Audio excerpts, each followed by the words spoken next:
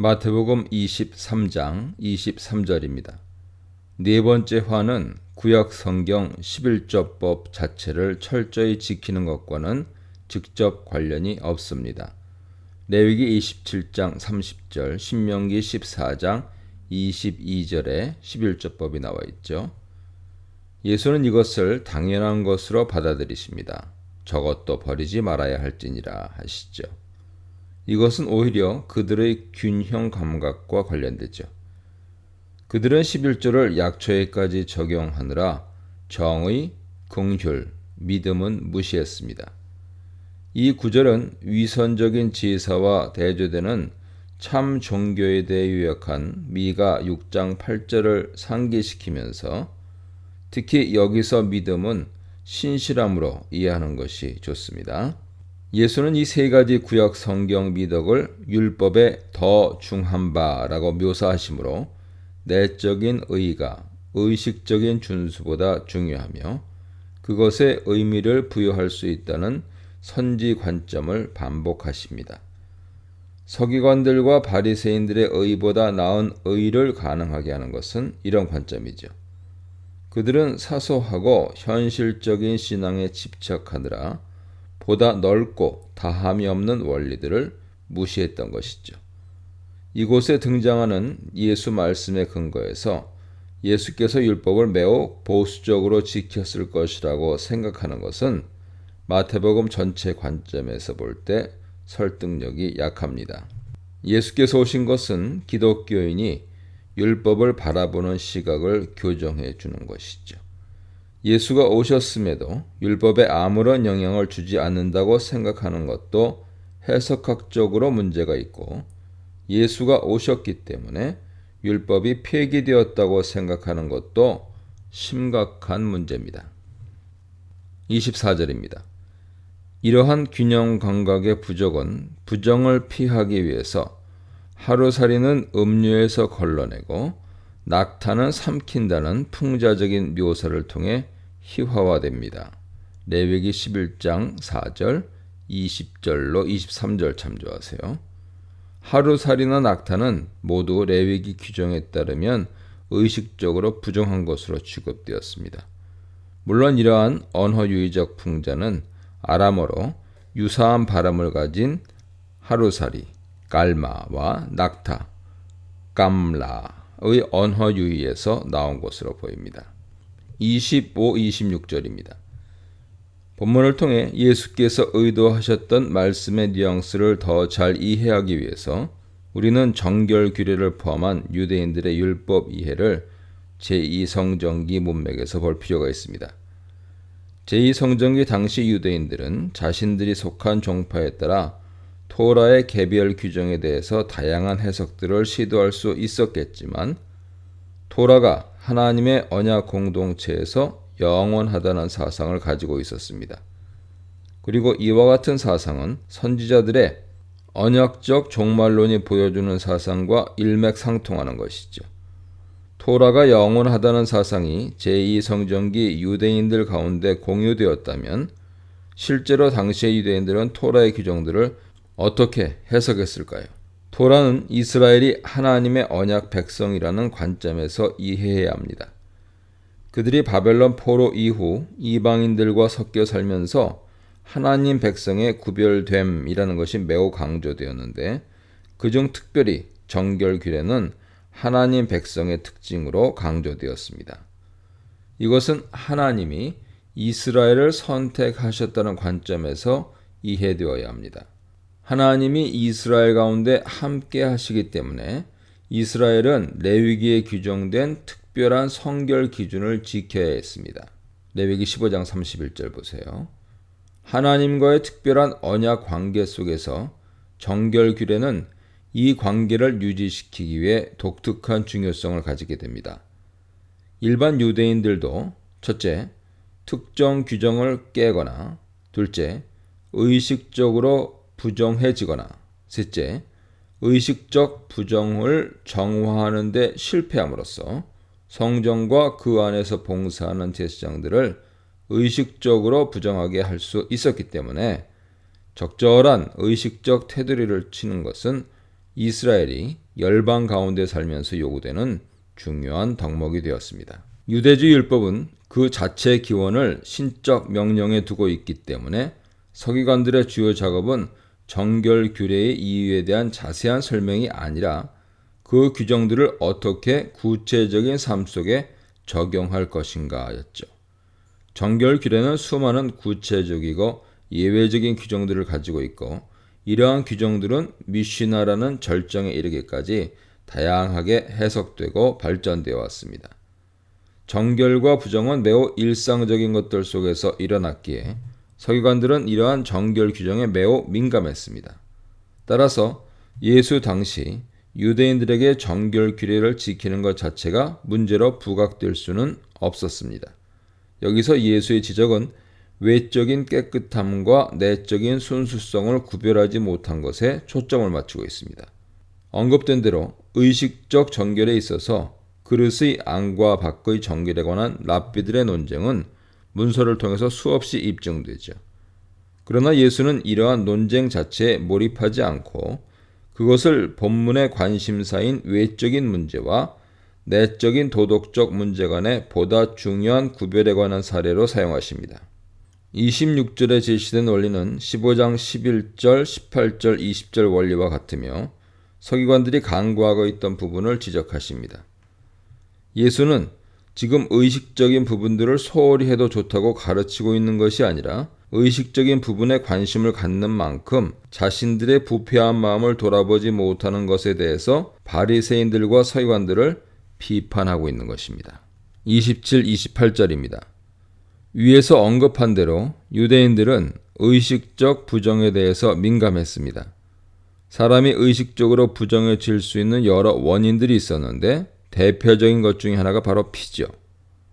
또 다른 부정의 원인으로 유대인들 사이에서 중요시되었던 항목은 시체와의 접촉입니다. 토라 규정상 모든 의식적 부정 가운데 가장 전염성이 높은 것이 바로 시체입니다. 이와 관련해서 우리의 관심을 끄는 것은 쿰란 문서인데요.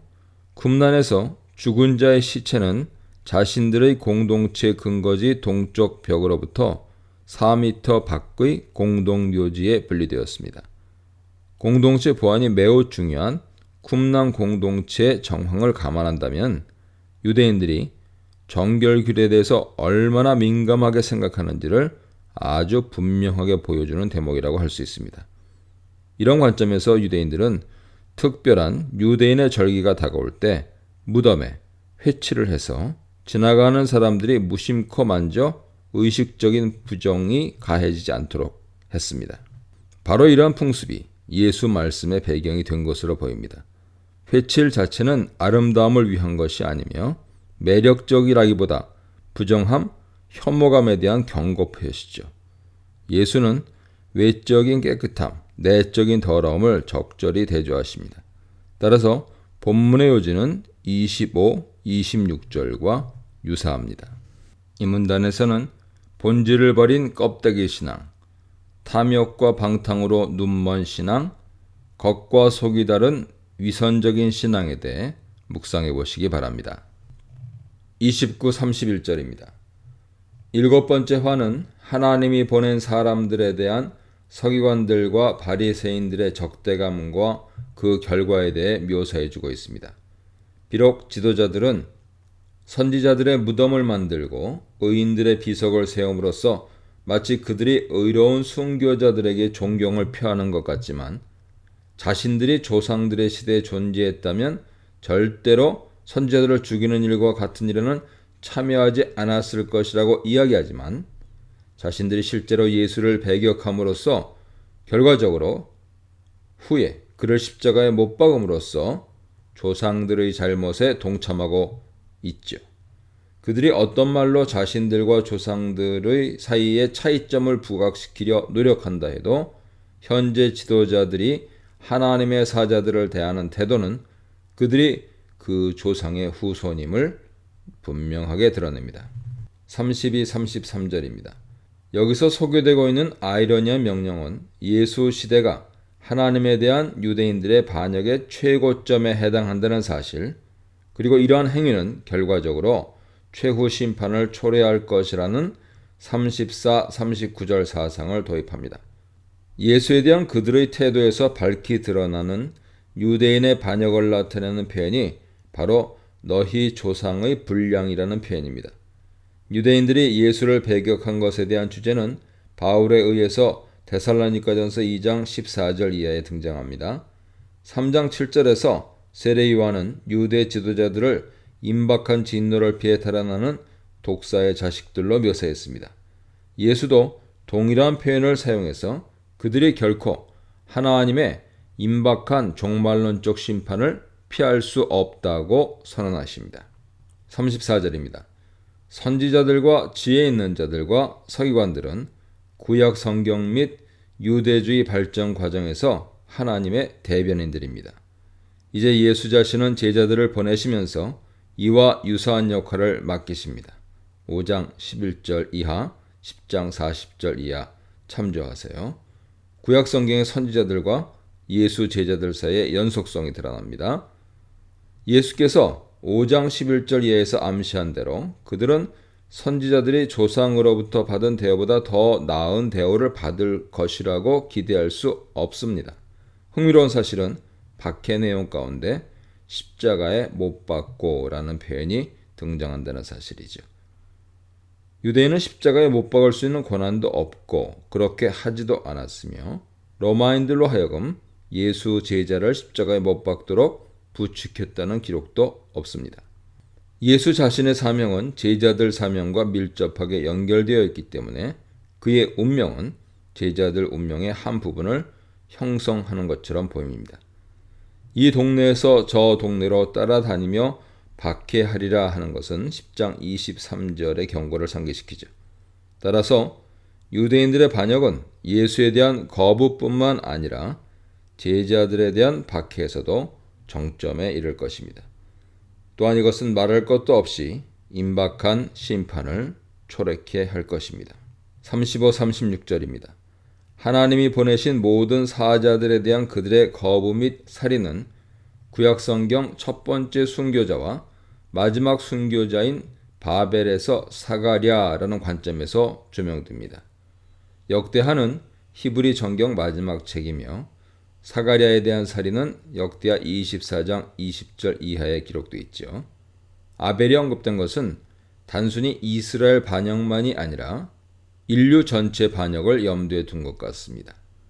사가랴는 이스라엘의 마지막 순교자는 분명 아니었지만 성경 마지막에 기록되었기 때문에 상징적으로 이스라엘의 마지막 순교자로서 텍스트 안에서 기능하고 있는 것이죠. 이처럼 예수께서 두 사건을 예로 든 것은 하나님의 사람들이 피를 흘렸고 그 피의 책임이 철저하게 최초의 인류와 이스라엘에게 있음을 나타내려 한 것입니다. 이 세대의 결정적인 상황은 앞에서 이미 언급됐고 이 주제는 다음 장에서 24장 34절까지 정점으로 치닫습니다. 예수께서 오셨음에도 불구하고 자기의 백성들이 계속 그를 거부하는 것은 이스라엘 반역이 심판을 연기할 수 없는 상황까지 이르렀음을 나타냅니다. 37절에서 39절은 이러한 사실을 분명하게 제시하죠. 37절입니다. 1절부터 36절까지 지속되었던 강도 높은 톤이 잦아들고 있습니다. 이것은 이스라엘의 지속적인 반역에 대한 예수의 긍휼히 여기심이라는 주제를 도입하기 위해서죠. 여기서 사용된 예루살렘이라는 표현은 틀림없이 이스라엘 수도를 가리키지만 또한 전체로 이스라엘이라는 나라를 상징합니다.